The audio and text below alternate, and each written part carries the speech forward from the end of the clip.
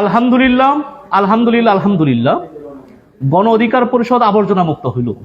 কিন্তু আজকে দেখেন সেই রাশেদ খান আজকে গণ অধিকার পরিষদ থেকে সে পদত্যাগ করছে। আমরা তাকে অনাস্থাকেই দিয়ে রেখেছিলাম। দেখেন যে আমাদের গণ অধিকার পরিষদের সাধারণ সম্পাদক রাশেদ খান, তিনি এই 5 আগস্টের পর থেকে একতরফাভাবে একচেটিয়া ভাবে বিএনপির প্রশংসা অ্যাপ্রিসিয়েট করছেন। তিনি একটি রাজনৈতিক দলের সাধারণ সম্পাদক। আমরা বারংবার বোঝানোর চেষ্টা করেছি যে আপনি গণ অধিকার পরিষদের রাজনীতিটা ঠিকঠাক মতো করেন, আপনি অন্য রাজনৈতিক দলের প্রশংসা অ্যাপ্রিসিয়েশন এত করার প্রয়োজন নেই। আমরা বারংবার তাকে বুঝিয়েছি কিন্তু সে বুঝতে পারে নাই। আমাদের দলের ভিতরে তারও কিছু ভক্ত ফলোয়ার আছে, তারা এটার বিরোধিতা করছে যে না, Rashed Khan is on the right track. কিন্তু আজকে দেখেন সেই রাশেদ খান, তাকে গণ অধিকার পরিষদ থেকে আমরা অনেক আগে কিন্তু অনাস্থা রেডি করে রেখেছি। গণ অধিকার পরিষদের সেন্ট্রাল কমিটির নেতৃবৃন্দ আমরা কিন্তু রাশেদ খানের বিরুদ্ধে অনাস্থা রেডি করে রেখেছিলাম এবং তার আগে কিন্তু তাকে সুকল্য করা হয়েছিল। আজকে গণ অধিকার পরিষদ থেকে সে পদত্যাগ করছে। আমরা তাকে অনাস্থাকেই দিয়ে রেখেছিলাম। দেখেন গত 15 মাসে সে বিএনপির একজন এজেন্ট হিসেবে সে কাজ করেছেন।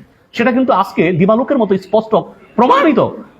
আজকে বিএনপি, আমরা এটা বলতে পারি যে রাশেদ খানকে দিয়ে এই বিএনপি গণ অধিকার পরিষদকে ধ্বংস করাইছে। আজকে বিএনপি থেকে গণ অধিকার পরিষদকে থেকে রাশেদ খানকে নিয়ে রাশেদ খানকে ধানের শীষ প্রতীক দিচ্ছেন।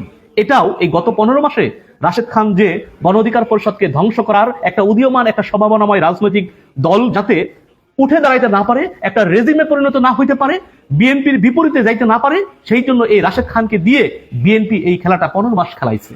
আজকে সেই খেলানোর পুরস্কার হিসেবে, উপঢৌকন হিসেবে বিএনপি রাশেদ খানকে ধানের শীষ প্রতীক দিচ্ছে। দেখেন এর সাথে সাথে কি হচ্ছে, রাশেদ খান অবশ্যই বিএনপিতে যোগদান করতে হচ্ছে। বিএনপিতে যোগদান করে বিএনপির প্রাথমিক সদস্যপদ গ্রহণ করে তারপরে কিন্তু তাকে নির্বাচন করতে হবে।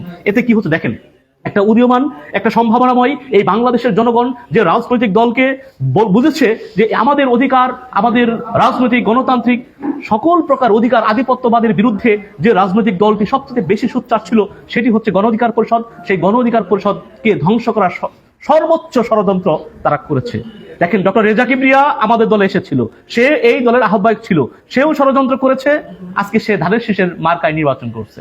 আবার রাশেদ খান, সেও বিএনপির প্রশংসা করেছে, বিএনপির অ্যাপ্রিসিয়েট করেছে, বিএনপির গুণ কীর্তন করেছে। সে এই গণ অধিকার পরিষদকে তেমন ভাবে ধারণ করতে পারে নাই। আজকে তার পুরস্কার হিসেবে রাশেদ খান, সেও কিন্তু ধানের শীষ প্রতীকে নির্বাচন করতে যাচ্ছে।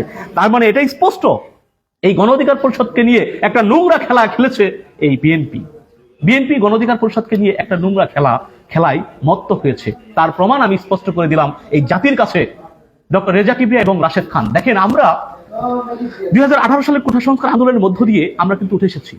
আমরা এই দেশের ছাত্র জনতা সকল প্রকার নাগরিক অধিকার, সামাজিক অধিকার, গণতান্ত্রিক অধিকার, রাজনৈতিক অধিকারে কিন্তু আমরাই, এই ভিপি নুরুল হক নূর সহ আমরাই কিন্তু রাজপথে আন্দোলন করেছি, সংগ্রাম করেছি।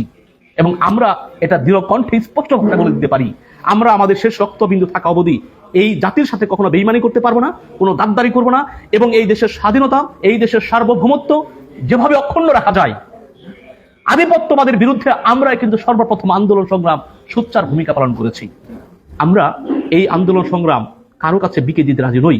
এবং আমরা যেটা দেখেছি বিগত স্বাধীনতার 54 বছরে কোন রাজনৈতিক দল, আওয়ামী লীগ বলেন, বিএনপি বলেন, আমরা বারংবার বলেছি যে তারা একই মুদ্রার এপিঠ এবং ওপিঠ। এবং আমরা বলেছি যে 5 আগস্টের পরে স্পষ্ট ভাষায় বলেছি যে আমরা ক্ষমতা